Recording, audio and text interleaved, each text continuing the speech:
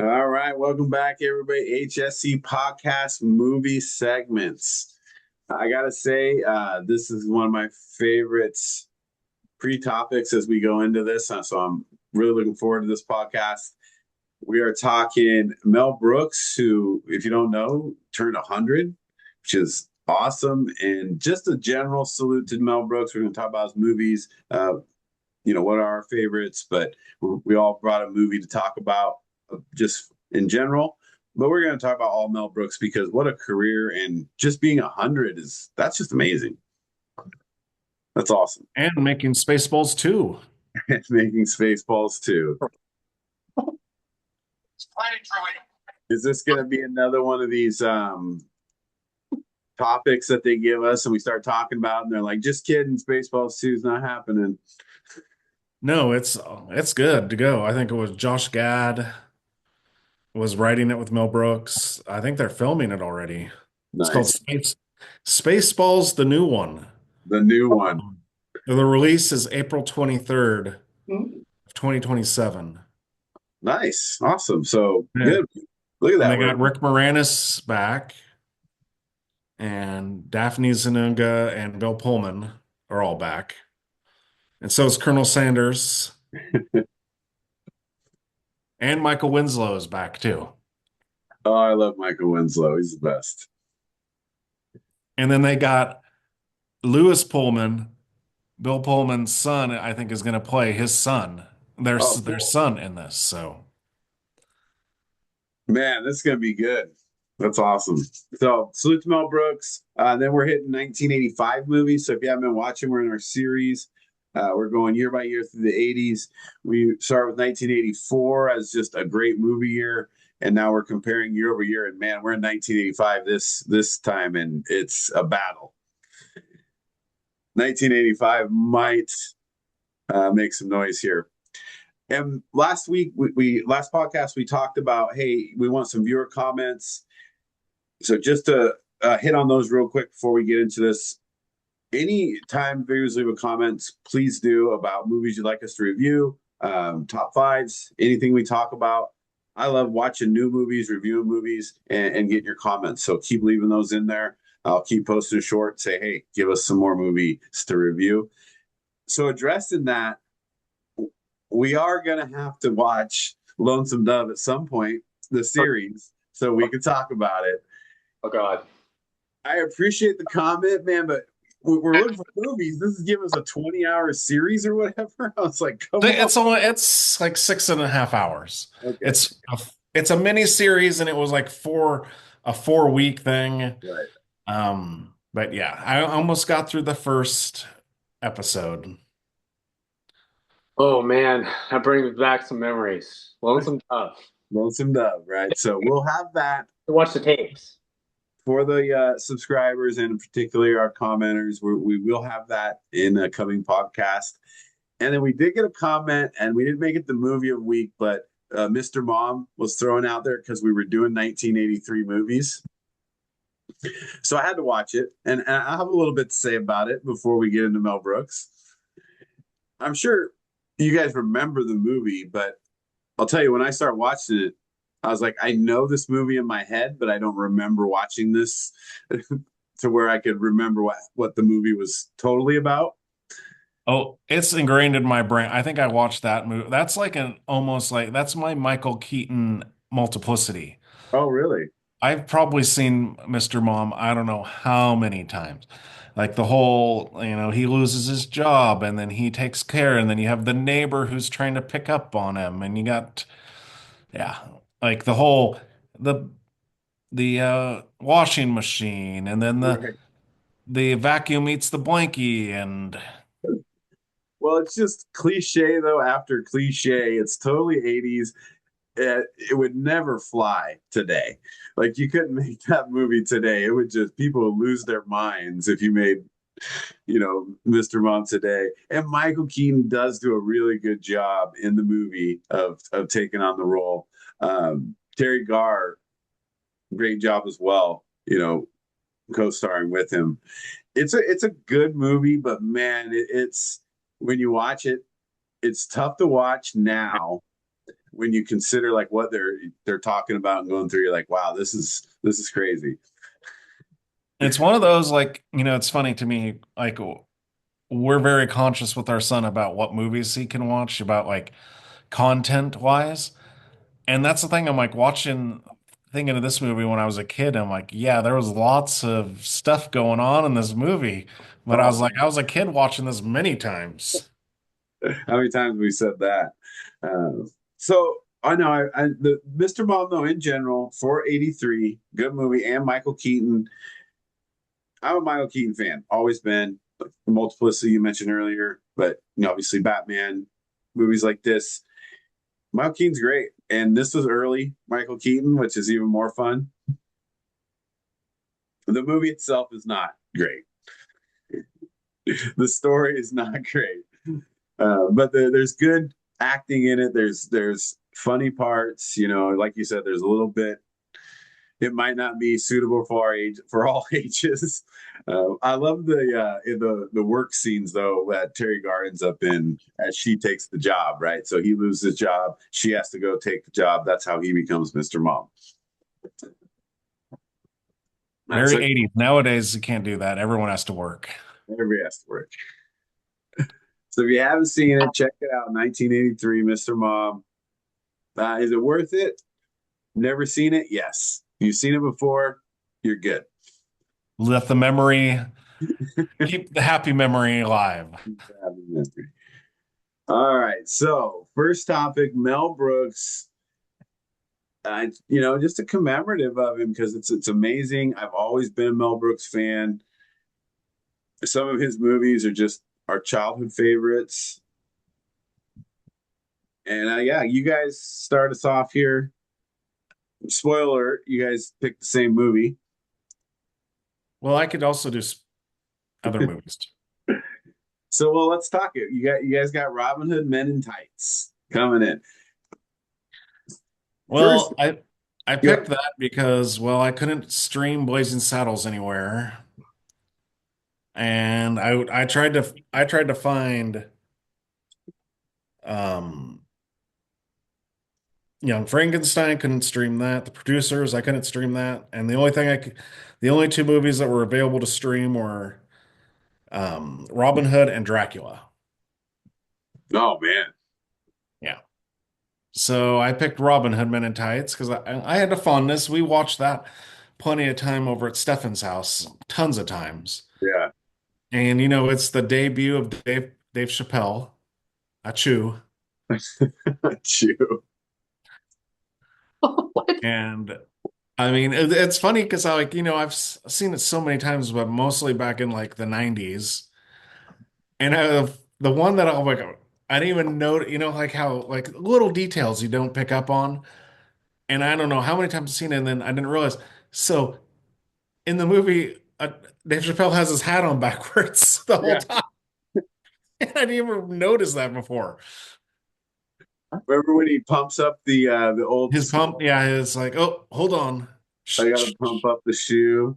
And Yeah. then I mean just the little things that make shows one, I think Mel Brooks great, but it's so much funnier. It's like you said, hey, you got Dave Chappelle coming in as a chew, but then they got Isaac Hayes playing a sneeze. Yeah, his dad. Is that like that's great writing? Come on.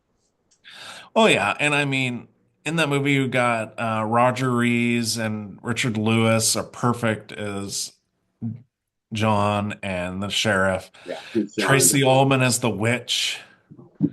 Um, yeah, like it's and then just it's in typical Mel Brooks fashion. All the puns are just Don't forget about Patrick Stewart coming in as King yeah. Richard.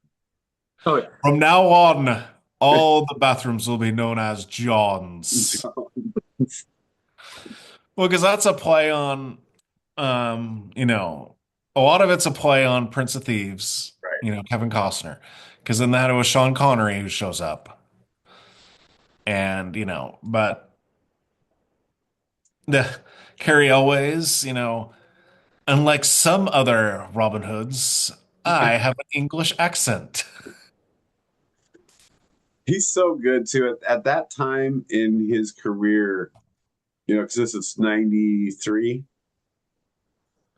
When was that? Yeah, 93. Um, he was just, for me, was just top notch with his comedy because it was just very raw. And Men in Tights really kind of highlighted it, right? Right. The the guy that plays Little John, I can't remember his name. What's his name? Let me look it up real quick. Anyway, when they're doing the because like you said, so it's a play on also on Robin Hood, Prince of Thieves. It's that was a huge movie, one of my favorite movies, by the way. I know everybody doesn't like it, but I do love that movie because you got Kevin Costner and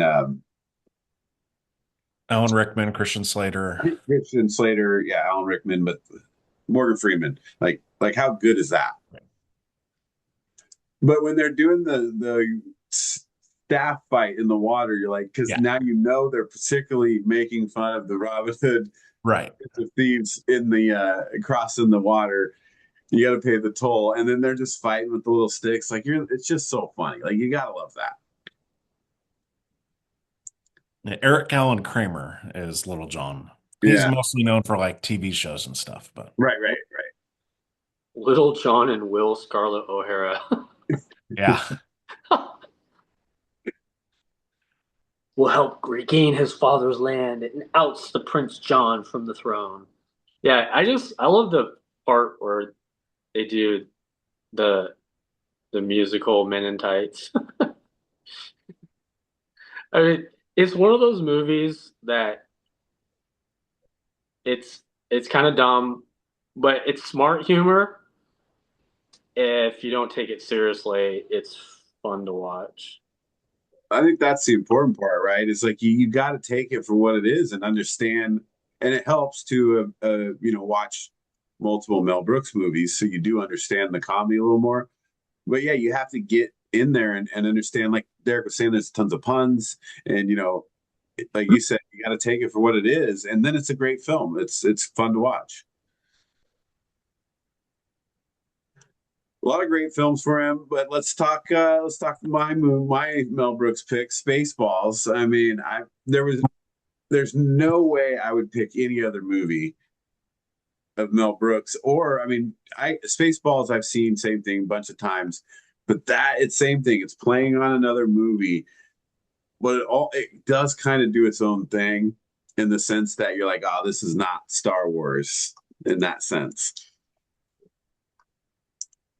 And then you got like you said, with the return of a lot of these characters, but Bill Pullman playing Lone Star, just it's such a good job. He did so well in that role.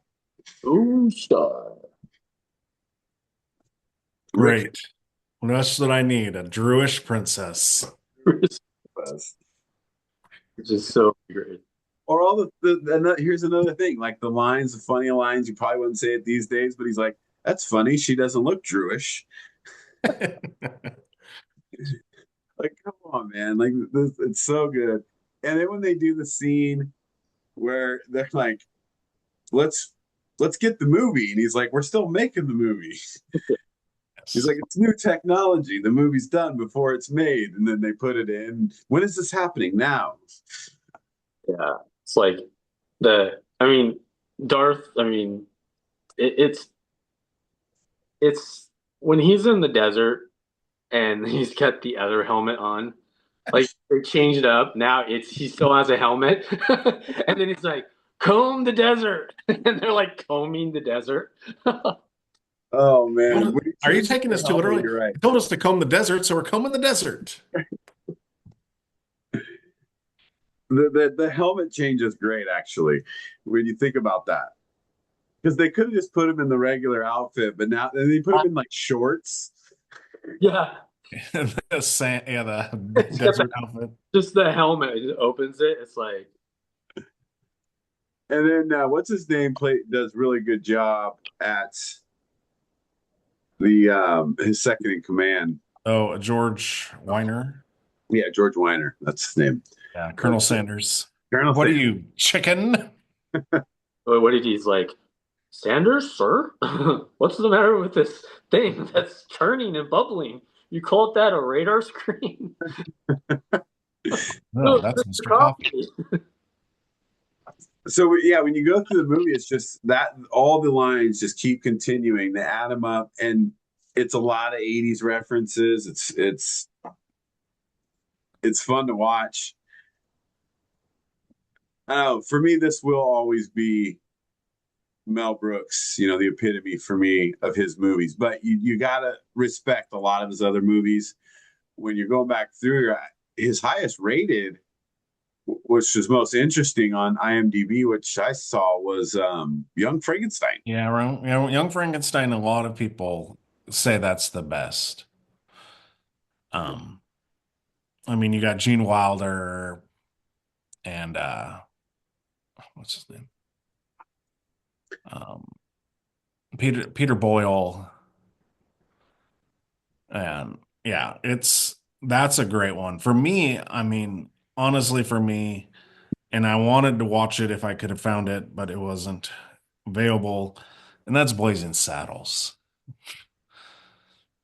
Yeah, Blazing I mean, Saddles. Cleavon Little, Gene Wilder, that movie, that's the one like, you can't make nowadays, but it's such a good movie. Harvey Korman, Madeline Kahn, Slim Pickens. I mean, even in Robin Hood Men in Tights, they're like a black sheriff You worked in got Blazing Saddles. right. Worked in Blazing Saddles, right? You got to always have the references, and that's one thing Brooks has always been good at. Not only his own movies, but other movies.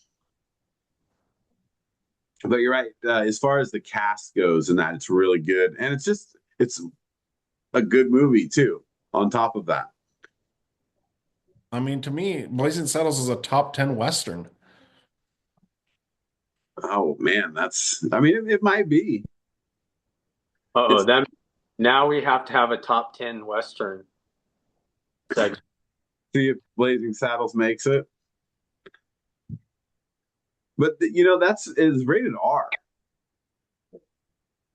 That was interesting too. Well, there's lots of words in that movie. Right. And it was old. It's a '70s movie, so they were throwing a lot of R's out there. Uh, the producers really, really high rated movie. Again, going back in time, back to 1967 on that one. But a lot of Gene Wilder, right? Yeah. And well, then that was a play.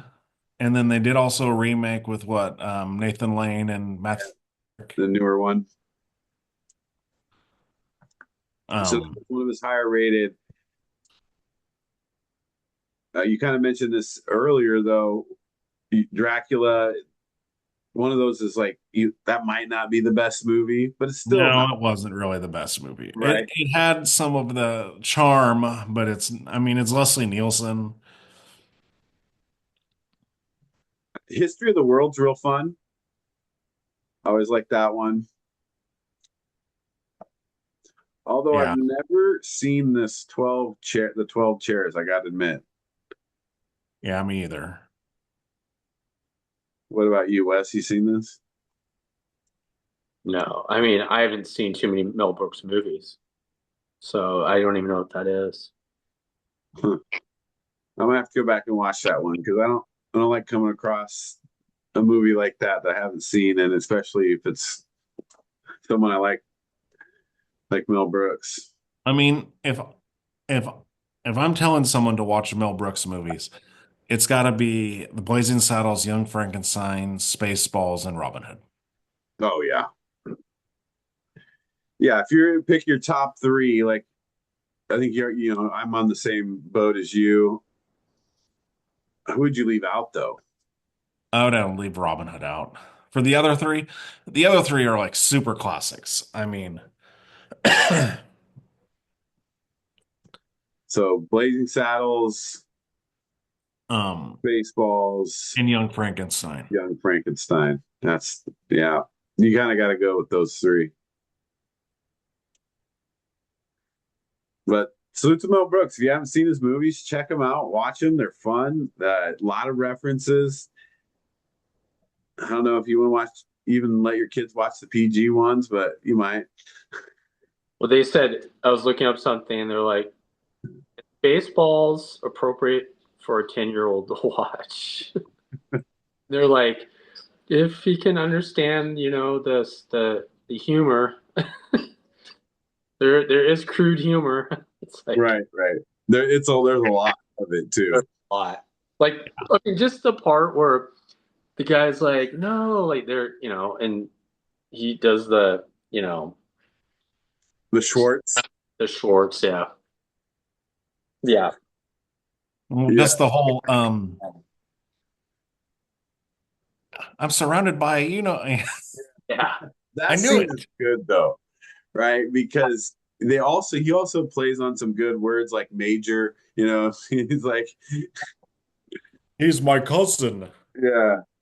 Also, little things like when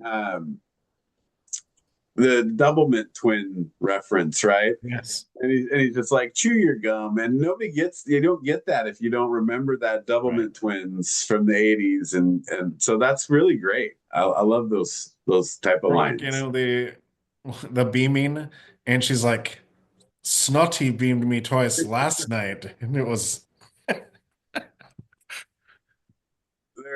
Yeah, I mean, just so many good lines throughout Spaceballs. You gotta love that one, and just Mel Brooks in general. So salute to Mel Brooks, 100 years old, great movies. Maybe never broke out. I guess like some of the. I mean, I'd put him up there, but obviously not the top, but I'd still put him up there. Yeah. As a director, I mean, in general. right. Well, because it's mostly comedies. I mean, Yeah. All right. Well, here we go. 1985 movies. This is the one I think that when you start looking at 85 or 80 year over year over year, and again, we start with 84. 85 comes in, I mean, just like a cannonball, right?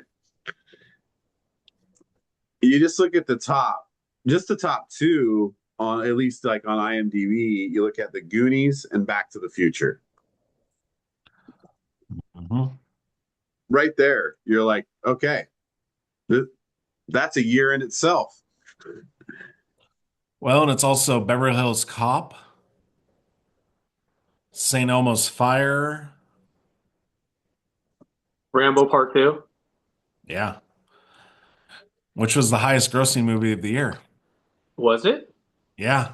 Jeez. Yeah, I actually do. I like First Blood Part 2. Um, Color Purple. don't forget about Breakfast Club. A View to a Kill. Pee-wee's Big Adventure. Police Academy 2. Their first assignment. I like that one. I've seen that probably the one the most. Please Academy 2. It is a good one. And then I mean, Real Genius. That is Real genius. a classic. Better Off Dead, Teen Wolf. Mad Max Beyond Thunderdome. Man, Rocky 4. Rocky 4. That's right. The Care Bears movie.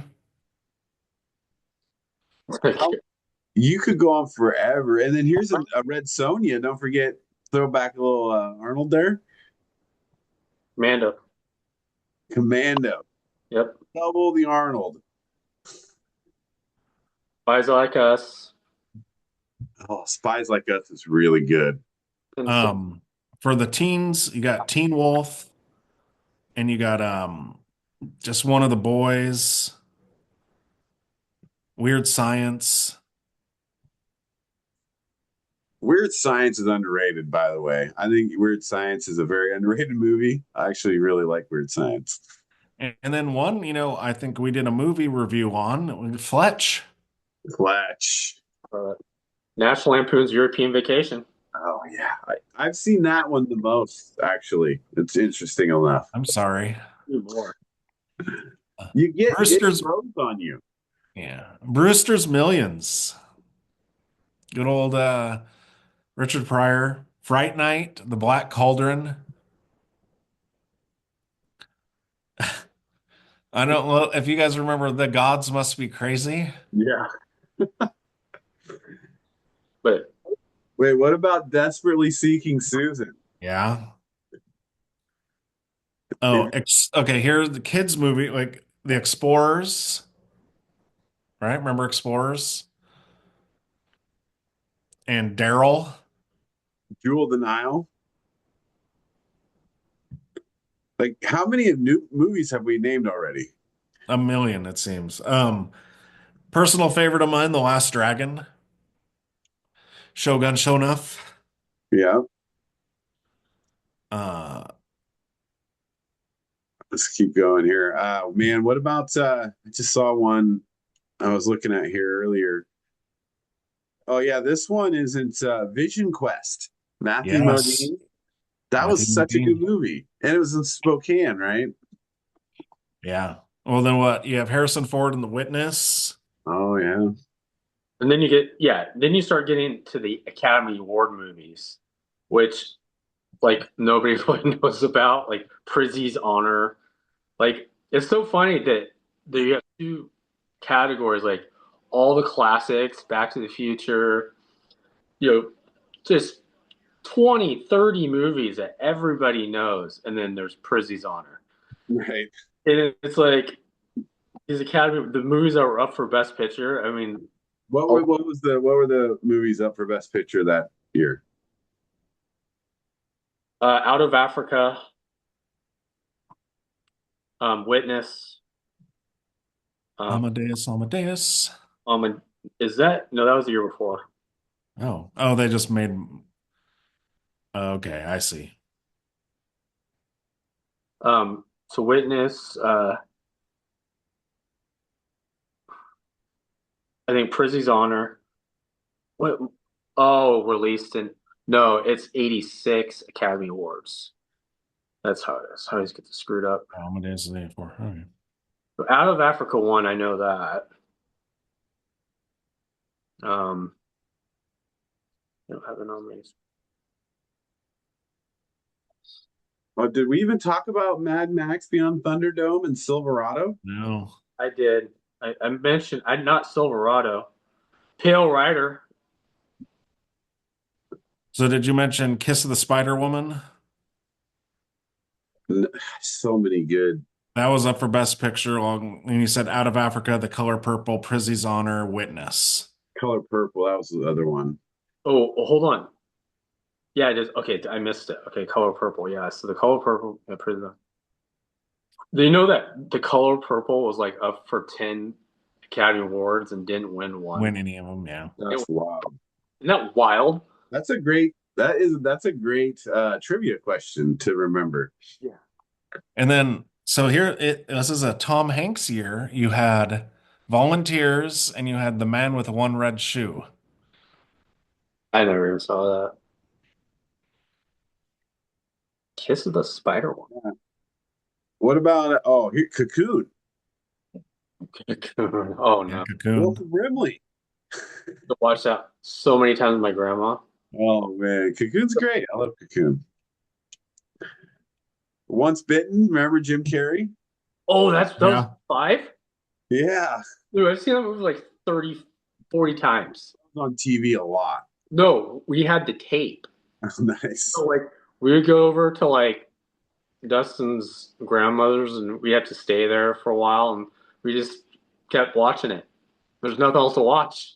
Isn't it crazy? You had that was 1985 Jim Carrey, and you had that one, and then what was the one with him, Damon Wayans, and Jeff Goldblum where they were aliens with Gina Davis in it? You remember that one? I don't remember. But No, it was funny because they were like early 80s movies for Jim Carrey, and then he just disappeared, and then it's In Living Color made him. yeah, coming back. Right, that was his comeback. Yeah. Earth Girls are easy. Oh, yeah, Earth Girls are easy. That's it. Yeah. And he did like Peggy Sue Got Married, so it's like he was in the 80s, but you don't think about that.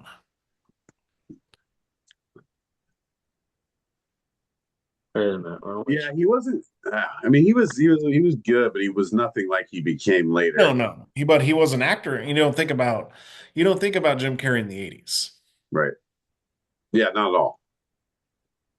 Unless you're a big fan of Once Bitten, which, by the way, that's worth watching.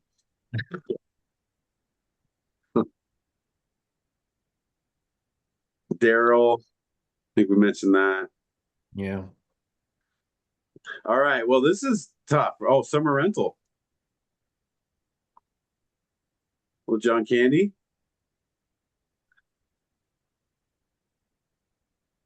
This is really going to be tough to pick three out of here.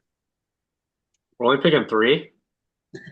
Yeah. Oh, no. So we give our three must-watch 1985 movies. Doesn't have to be the best movies. These are the ones that we're recommend that you guys watch from 1985. So we'll go down our list here. Anybody ready to give their first one? I'll give my first one. And I got to go with the Val Kilmer classic, Real Genius. That is good.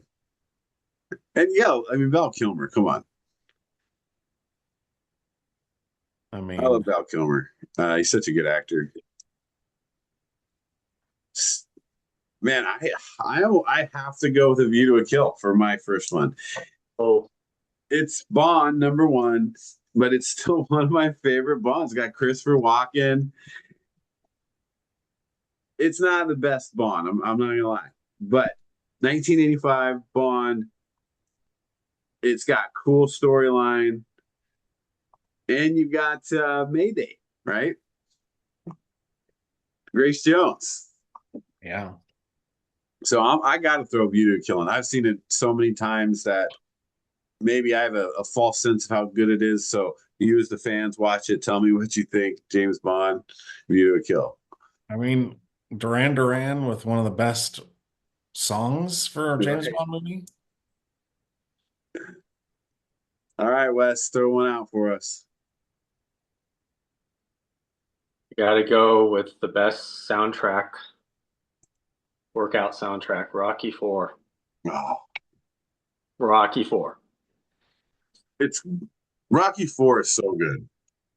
The we were talking about this the other day with somebody, and it's like Rocky had to go to Russia, and he did what Ivan Drago used to do, like train and like, the Siberian, you Yeah, know, just train like running hills in the snow.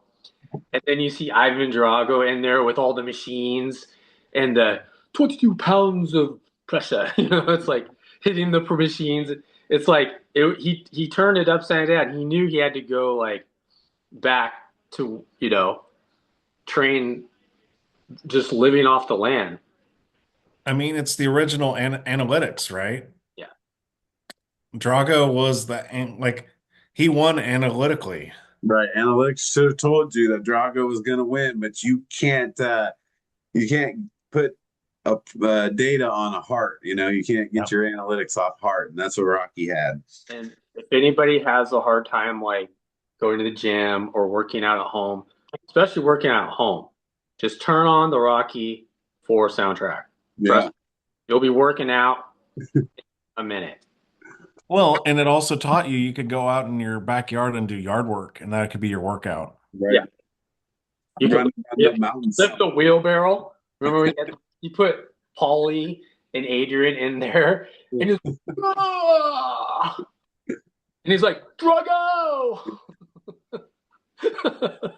But you got to admit, though, the scene where living in America, James Brown and Apollo coming up in the USA outfit and all the fireworks, getting ready, dude, that's such a cool scene until obviously how it plays out. But that's an amazing scene. Even the score when Drago comes out, that freaking score. I mean, come on.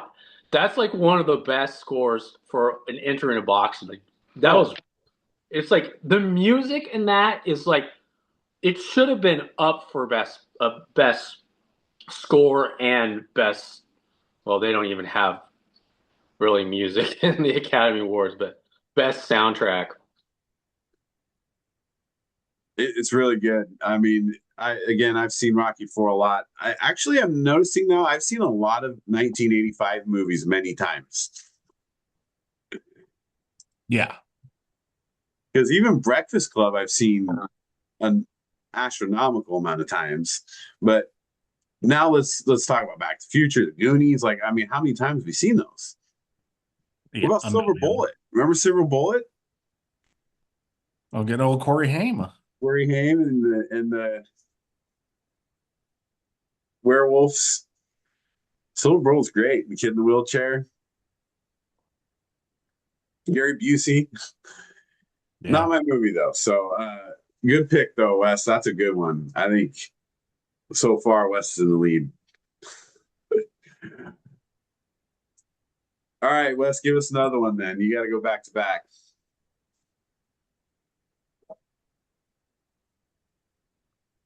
And I got to go with Mad Max. Oh, Beyond Thunderdome. Thunderdome. Yeah. Wes is just going with soundtracks. Right. Sure. But it's just the concept of, one enters like one like it just shows you what it could like if there was like fallout or like if there was society just completely collapsed. Like, oh, we're bored. Well, there's no more football. There's no more soccer. I guess we could play some sand hockey. No, let's create a dome and have two guys battle to the death, like hanging, like with the rubber bands hanging from the. Yeah.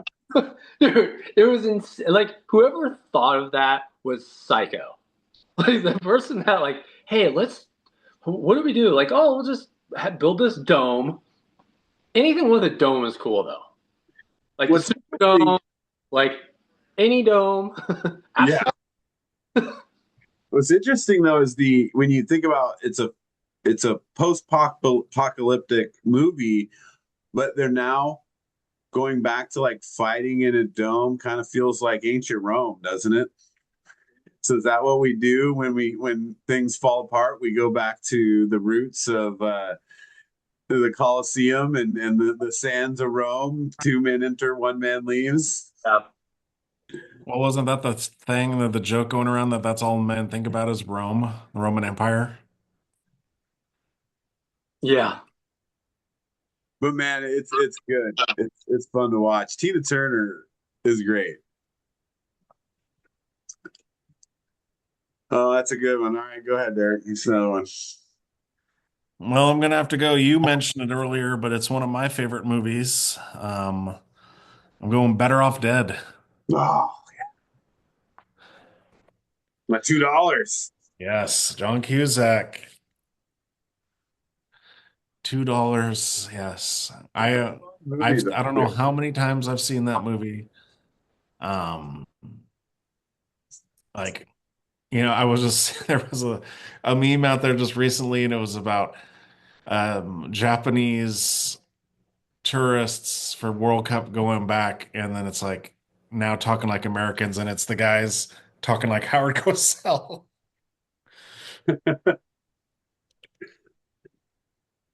Oh man, it's a good one though.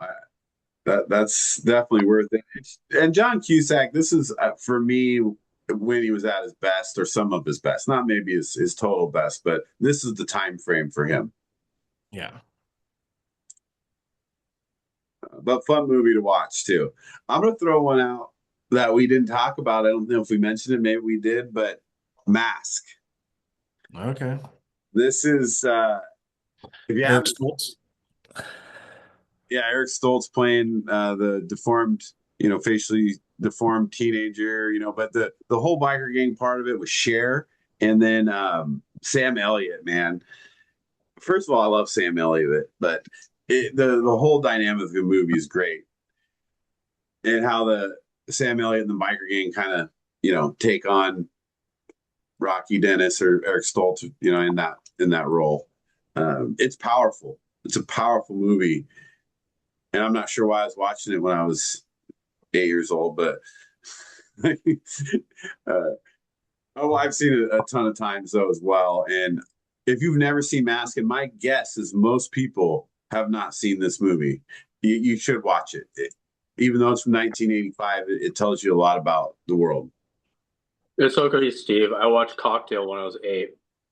Well, I mean, we watched them all, but I mean, No, my grandma was like, "Why are you watching Cocktail? Why are you letting watch Cocktail?" Like, oh, I don't know what I'm watching. Ask is a little heavy for a kid, but it's worth the watch, so I recommend it. All right, well, number 3, I'll go back to back here again. And this is where it gets really tough for me because I don't want to, but I have to, because I imagine everybody's seen it, but you have to put Back to the Future. There's just no way you could watch movies from 1985 and not revisit Back to the Future. What do you need to say about it? Michael J. Fox, Christopher Lloyd, what a team, what a story. It's well written, it's well produced, it's well shot, well acted. There's just nothing about Back to the Future that's not a great movie. Oh no, they found me. I can't believe they found me. Run, Marty! What are you talking about? The Libyans! Holy, that part, I mean, just. Oh man, it's so good, dude. Whenever I see that Volkswagen running around, all I think of, I can't believe they found me. I can't believe they found me. It's one of those things that a lot of people don't remember or get when you say stuff like that, or you just yell, "The Libyans!" When he's like, "Where'd you get this? Did you steal this?" Right. He's like, "How'd you get plutonium?" You just don't pick up plutonium from the store. Did you steal it? So great though, because you have this really great beginning, which is present for them. But then when he goes back in time, it's like a whole nother movie, but it's just as good when they go through all the 1955 stuff. So I have to put Back to the Future in. You gotta watch it. Saves his dad and his mom and Biff. Kisses his mom. I would never make out in a car with a boy. You're so young. Oh, Back to the Future. Gotta watch it. All right, what you guys got for 3? Go backwards, Derek. Well, I mean, there's so many good movies and so many that people have already seen a ton of. But for me, like a quintessential movie that I gotta see, and I know some people hate him, but it's Pee-wee's Big Adventure. That movie, classic. Oh, it's so classic. But you got to tell us why though, because that's a tough one. I mean, it's Tim Burton directing it. It's the beginning of the Tim Burton and what's his name from Oingo Boingo? The guy that's what's his name? Anyway, you got Pee Wee Herman, Paul Rubens, and is just trying to find his bike. And they're just when you talk about all these other ones, I mean, how many people go to the Alamo still and ask to see the basement? Or when he's like on the phone and she's like, "Prove you're in Texas," and he's like, "Stars shine bright at night." I mean, that's hilarious, right? Yes. Oh man, and Large Marge sent me, and like it was a night just like this. It's the whole bike, finding the bike and the kids, and he's now on like the movie sets. He's got his bike, finally gets the bike back. And then the whole making the movie inside the movie, and then he plays the part as the bellhop, and then they dub his voice. Paging Mr. Herman. Oh man, because they got like the guy come in to play him. That's just a great. That's it was right? James Brolin, right? And James Brolin playing PW. Okay. Then we got that's good. That's a good recommendation. I like it. All right, Wes, final one. Well, it has to be about that movie that was made in Astoria, Oregon. Goonies. Yeah. So many great lines. Baby Ruth, truffle shuffle. You But know, just the story is great. Like it's such a good story. I mean, it's a treasure hunt. And what I Yeah. think about, I think everybody should watch this movie because, like, that'd be so much fun. Like, let's just go on a treasure hunt. You know, let's go find a map. Yeah, especially in the coast, you're down there, you got all kinds of caves, you're looking for a pirate ship. And, it's just the cast, it's great. So many years, I didn't even know Josh Brolin was in the movie. It's like, that's Josh Brolin. Right. You still remember things like that always. Yeah. Well, I mean, even Jeff Cohen, but the cast is top notch, and they all did such a good job. Sean Austin, Corey Feldman, like they really just killed their roles. I mean, Robert Davey and Joe Pantoliano, I mean, as the The bad Fratelli guys, brothers. yeah, K Kwa Kwan, Data, yeah. Yeah. short round from Temple Doom, and then he's got an Academy Award. Yeah. What Well, an amazing career he had. Yeah. Then you had Martha Plimpton and Cary Green. The thing that makes that movie so good to me is the way that you've got really a bunch of kids, right? I mean, they're most of them are teenagers or more even, but the the way if you can take a cast of those kids, put them together, and make it like real, have great acting in it, but keep people interested the whole way and not lose any of it throughout the whole thing. It never really dips for you and be like, oh man, they're not doing such a good job in the filming or the acting. It's good the whole way.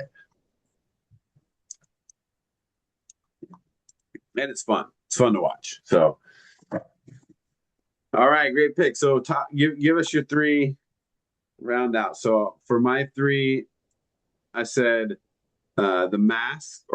It's not the Mask, it's Mask. That's a must watch.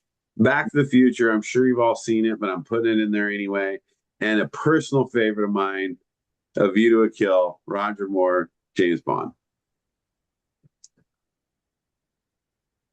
I got Val Kilmer's Real Genius, John Cusack's Better Off Dead, and Pee-wee's Big Adventure. You really went non-mainstream again. Well, I mean, everyone's seen the movies you guys are saying. No one's seen my movies, and that's why you got to see them. not everybody's seen Mad Max, though. Yeah, or Mask. I guarantee you, most Yeah. of our listeners have not seen Mask. And if you haven't seen Rocky 4, which is one of my movies, you're missing out. It should be required viewing in school. What's your three again? So you got go ahead. Rocky 4, Mad Max, and Goonies. And Goonies. All right. I mean, those are three pretty good movies. Wes really went out on a limb here. He's like, here, you want to watch three amazing movies? Here you go. Oh man, that was good. So any just I know we went through them all, but without going back through all of them, any honorable mentions? National Lampoon's European Vacation. It was really close. Pig in, what is it? Pig in a Poke. I forgot. Well, picking a poke. Pig in a poke. He's like, we'll be pigs. We're going for the trip.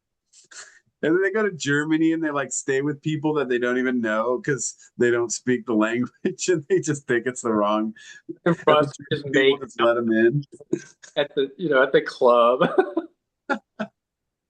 Dude, Rusty makes the movie. He's so good in that movie. That's the best Rusty. Well, Vegas is pretty good too. Yeah, but man, this Rusty, he's He's different. He doesn't care. Well, I mean, you got to go the Brat Pack with St. Elmo's Fire and The Breakfast Club, both Right. movies. Yeah, if you haven't seen that, that's got to be a big honorable mention, right? I mean, I know we didn't. Did we mention Clue? I don't know if we did. No, we did not. That Okay. one's a classic. You gotta, because you got the board game, you got the all the new Clue stuff. They're even doing like escape room board games on Clue, but the movie is right. Tim Curry is awesome in that movie. Yes. Yeah, Christopher Lloyd, Leslie Ann Warren, um, Madeline Kahn. And it's based, it's got the whole story. It's Clue, I mean, it's really, really, really good. So I have to honorable mention Clue because we didn't mention it, but it needs to be mentioned. Check it out. All right. Well, there's a few honorable mentions for you. There's our top three, 1985. Man, that's going to be tough when we get finished with this and we start rating these by year. It feels like 85 is going to be right there. Well, I think didn't I pick 85 back when, remember, we were picking the best movie years? I think, right? I think you picked 84, I picked 85. Yeah, we've definitely had some top five movie years, things like this. But going through a lot of these movies, revisiting them, talking about them, it really makes you realize how good these movie years were. Oh, and don't forget about Friday the 13th, A New Beginning. Yes, We're the back. Friday 13th continues. Friday the 13th continues. And a new beginning's fun because it's not, I don't want to ruin it for people, but it's not Jason. It's, it's a new beginning. Right. Just like Little House on the Prairie, right? A New Beginning. Just like Little House. Look, it's not Little House on the Prairie, West. It's Little House. If you don't call it Little House, then you obviously weren't a big fan like me. Laura Ingalls Wilder and I go way back. I like Mary better. Mary, I don't know, man. I don't know. Yeah. She always kind of got on my nerve a little bit. She's always a little bit like a little selfish for living out on the prairie. All right, 1985. That's a wrap there. Okay, so last comment here as we wrap up. Again, please comment any movies you'd like us to review for our movie of the week. We'll have another movie a week for you. I want to just pause the MOW so we could talk about Mel Brooks this week, but back into movie of the week next week, and then into 1986. So we'll see how that goes. But yeah, don't forget to comment. Don't forget to share those any thoughts there. Appreciate everybody that already did, and we'll see you next time.